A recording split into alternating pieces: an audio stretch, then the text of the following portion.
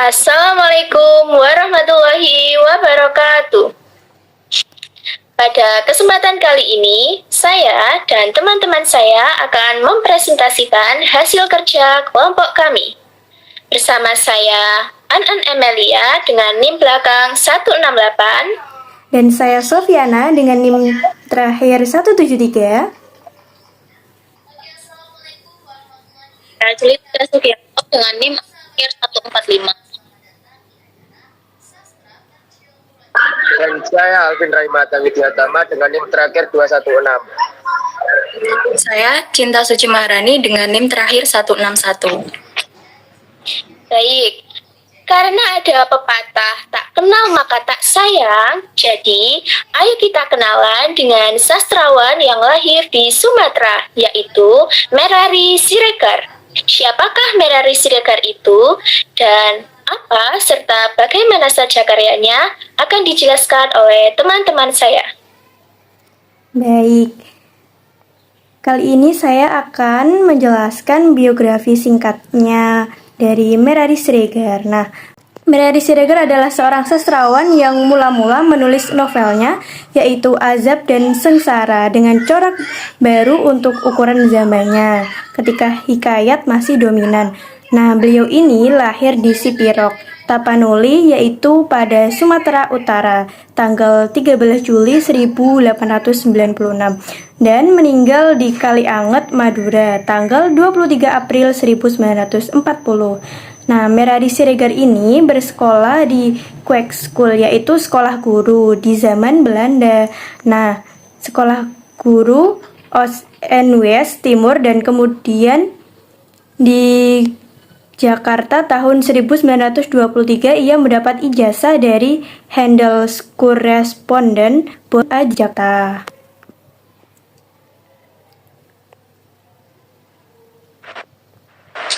Nah, untuk karya yang paling terkenal dari Merari Siregar itu berjudul Azab dan Sengsara. Nah, jadi karya ini diterbitkan dalam bentuk novel roman klasik pada tahun 1920 dan diterbitkan oleh Balai Pustaka dengan menggunakan bahasa Melayu dan juga dengan tema kritik sosial.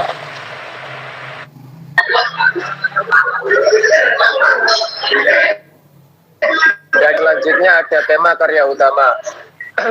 Pada karya kedua dari Merari Siregar yang berjudul Azab dan Sengsara dianggap sebagai jembatan yang melahirkan novel-novel Indonesia modern.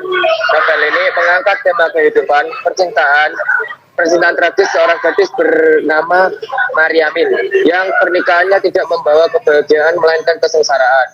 Tema sentral menyoroti tradisi kawin paksa, konflik sosial adat, dan kritik terhadap kebiasaan masyarakat yang mengekang kebebasan perempuan. Cerita juga menggambarkan pula pertentangan kelas sosial dan kehormatan keluarga.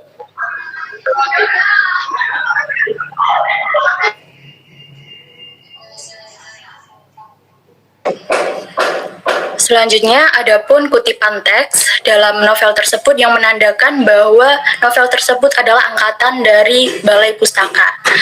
Dalam kutipan tersebut terdapat kutipan kedua laki istri itu mupakat akan mentiarikan jodoh anak mereka itu.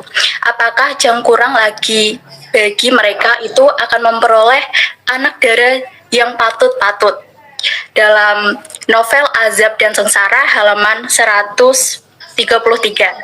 Kutipan tersebut membuktikan bahwa karya sastra angkatan Balai Pustaka masih berisikan tentang kawin paksa, yaitu orang tua Aminuddin hendak mencarikan jodoh bagi Aminuddin yang sesuai dengan pertimbangan mereka.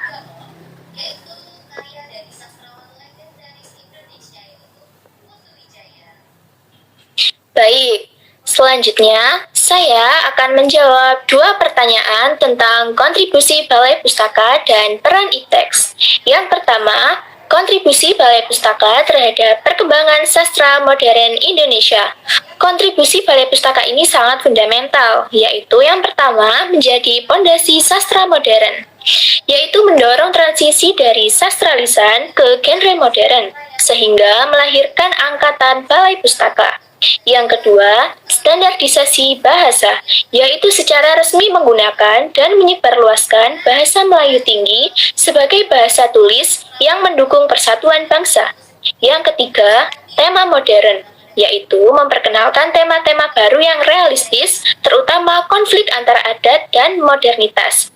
Dan yang terakhir, sebagai wadah dan literasi, menjadi penerbit utama bagi penulis pribumi terpelajar dan meningkatkan minat baca melalui penyebaran buku murah dan pendirian perpustakaan. Lalu, bagaimana IPTEX membantu kita memahami sejarah sastra secara lebih hidup? IPTEX membuat sejarah sastra lebih hidup melalui 1. Akses digital. Digitalisasi naskah, koran, dan buku langka memungkinkan akses yang mudah dan cepat ke sumber primer, menghidupkan kembali bahan-bahan sejarah.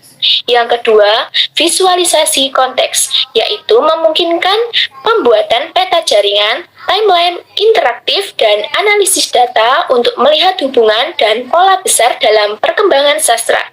Yang ketiga, pengalaman imersif, yaitu memanfaatkan multimedia untuk menghadirkan kembali konteks sosiohistoris, suasana, dan pembacaan karya, serta menjadikannya lebih nyata dan menarik. Untuk yang terakhir, yaitu sebagai kolaborasi. Platform daring memfasilitasi diskusi global dan seminar yang membuat kajian sejarah sastra menjadi dinamis dan seragam. Sekian presentasi dari kerja kelompok kami tentang Merari Siregar dan karyanya. Kami mengucapkan terima kasih. Wassalamualaikum warahmatullahi wabarakatuh.